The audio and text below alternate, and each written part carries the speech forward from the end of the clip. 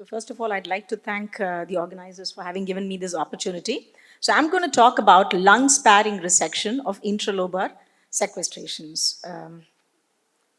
So pulmonary sequestration essentially has got few criteria. One, it has got no communication with the rest of the tracheobronchial tree. It receives an anomalous systemic vascular supply which is separate from the rest of the lung. It is a non-functional tissue and it can be either an intralobar sequestration or an extralobar sequestration. Now, the other thing to remember is according to the literature, only 4% of intralobar sequestrations have been found to have any CPAM lesions within it. So the hybrid lesions is only about 4% according to the literature. So the malignancy risk within these is much lower than for CPAMs per se. So what is tissue sparing lung resection? Resection of one or more lung segments, that is anything less than that of a lobe. Now, in fact, even adult surgeons for various indications are exploring lung sparing resections for various conditions. So it's specifically indicated when there are multiple lesions in either one or both lungs or with patients having decreased lung reserve. But in lesions only involving a small portion of the lung, you ask yourself, if it works in other situations, why should we sacrifice normal lung tissue even in other situations? Compensatory lung growth is known to occur in small children. However, it is less when the surgery is offered after the age of 4 years, when there has been preoperative infection, or there is pre-existing thoracic deformity. So lung sparing resections can be either anatomical lung resections or non-anatomical resection. The main difference is when you resect a whole pulmonary segment. Now you have to remember that pulmonary veins run between the segments. So dissection of pulmonary segment means pulmonary artery and bronchus supplying the segment. Now with regard to intralobar sequestrations, arterial supply is systemic. So when you divide that, you're dividing the pulmonary artery going to that segment. And because ILS is sequestered, we don't have to dissect any bronchus at all. So you don't have to go for a hilar dissection or to go into the fissure for doing an anatomical resection of an intralobar sequestration. Okay. So surgical points is, how do we know where this intralobar sequestration is demarcated from the normal lung? Once you divide the systemic artery, the demarcation line is seen very well. Also, many ILS develop segmental fissures, as you will be seeing in my future videos. Suturing of the raw surface after the lung resection also decreases the risk of air leak. So when do we want to do lobectomy? When more than 40% of the lobe is occupied by the lesion, where there have been previous recurrent infections whereby the planes are distorted, and also the lung is not pliable for you to put whatever method of division of the lung that you want to do. And you cannot resect safely and completely without damaging either the vascular supply or the bronchial supply to the remaining lobe of the lung that you want to leave behind. So most common segments involved for ILS are actually the posterior basal segment here, this area. Okay, so this area is what is commonly involved for the intralobar sequestrations. So this is again just a CT to show you that the intralobar sequestration is only involving the medial basal segment here. So why should you end up, all this is lower lobe, so why should you end up taking out all the normal lobe? This is a video. Will the video play? Oops. Yeah, it's playing, it's playing. Okay. So here you can see it's playing. Why are you doing that?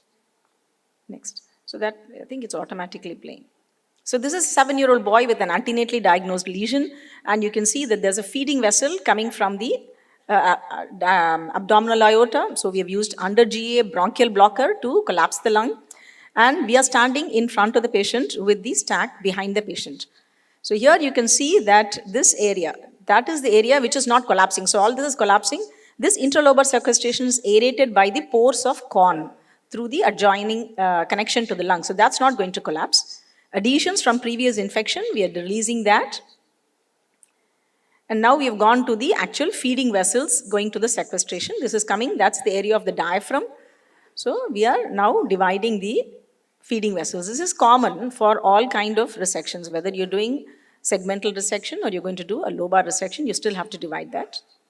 So once these vessels have been divided, you will be able to see clearly the demarcation between the normal lung and the sequestration.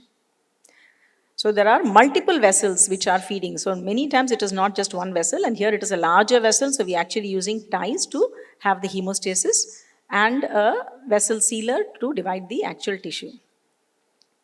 It's important when you're going for these resections that you have got some kind of a tissue sealer. So either a ligature or a harmonic scalpel, something is required. So now you can see that there's actually you can see the division between the sequestration and the normal lung. So that's what I was telling you, that many of them will actually have some kind of a fissure that you can see. And also there will be a change in the color of the section that you're going to divide.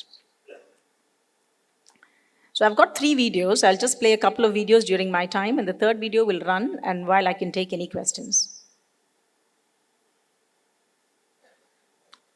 So in this video, I have used sutures to seal any area. So you've got some air leak happening over there. So I've used some sutures to run over the resected area, thereby reducing the risk of air leak. But that is optional. You don't have to do it for all situations.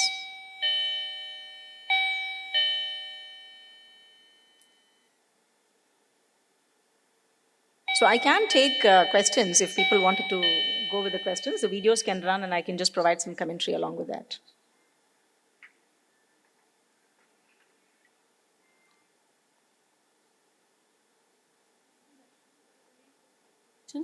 One of the major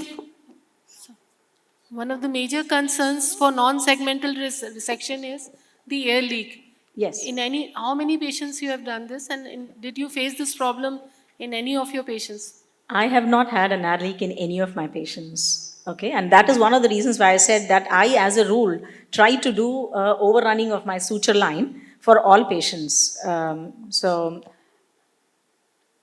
Can we have the slides running, please? Because I can show my next video. So this is another video again showing a segmental resection. That you can see that again that area of the lung is not collapsing. Again, we are doing the similar thing. This is now looking at the right medial segment. Yeah.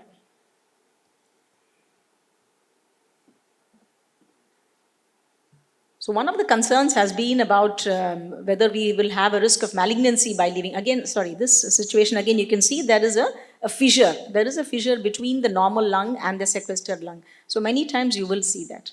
So one of the concerns has been again the risk of malignancy by not doing a total lobectomy. And again, that's what I said, that the risk of malignancy comes from hybrid lesions rather than from per se sequestrations. And the risk for hybrid lesion itself is only 4%. So the risk of malignancy in this kind of resection is very low. I also had, I was trained in this technique by Mr. Dakshish Parikh in Birmingham, and I had a recent conversation with him because obviously his numbers are much greater than mine. And whether there are any residual lesions that you will leave behind after these kind of resections. And he was saying that they have not actually had any problems over the last 20 plus years while resecting these lesions. This is the third one where there is no fissure between the actual intralobar sequestration and the normal lung.